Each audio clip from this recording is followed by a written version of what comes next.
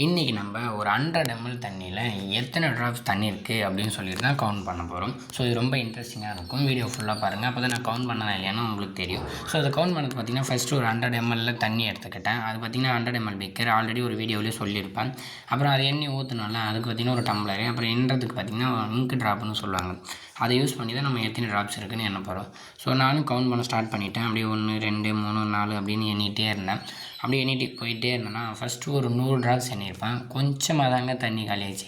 அப்புறம் 200 ட்ராப்ஸ், அப்புறம் 300 ட்ராப்ஸ், அப்புறம் 400 ட்ராப்ஸ், அப்படி 500 600 அப்படின்னு போயிட்டே இருந்துச்சு. நான் இதை ஃபுல்லாக எண்ணி முடிச்சுன்னா இல்லையான்னு தெரிஞ்சுக்க முன்னாடி நம்ம சேனலை சப்ஸ்கிரைப் பண்ணிவிட்டு கமெண்ட் பாக்ஸில் இந்த மாதிரி வேறு என்ன வீடியோ பண்ணலான்னு சொல்லிட்டு கமெண்டில் சொல்லுங்கள். அப்புறமா பார்த்திங்கன்னா ஃபுல்லாக எண்ணி முடிக்கிறதுக்கு எனக்கு ஒரு 1/2 ஹவர்லேருந்து 1 ஹவர் கிட்ட ஆகிடுச்சிங்க. இதில் வேறு இடையில வேறு கை வலி கால் வலி எல்லாம் வருது. உக்காண்டிருக்கிறதுனால இடுப்பு வலி, கையை தூக்கி எண்ணுறதால கை வலி எல்லாம் வந்துச்சு. சரி ஓகே, நம்ம எப்படி இதை முடிச்சிடலாம்னு சொல்லிவிட்டு அப்படியே எண்ணி முடிச்சிட்டாங்க. மொத்தமாக பார்த்தீங்கன்னா 54,431 ட்ராப்ஸ் இருந்துச்சுங்க ஒரு 100 ml தண்ணியில். மறக்காமல் நம்ம சேனலை சப்ஸ்கிரைப் பண்ணிவிட்டு நெக்ஸ்ட் வீடியோ என்ன பண்ணலாம்னு சொல்லிட்டு கமெண்ட் சொல்லுங்கள்.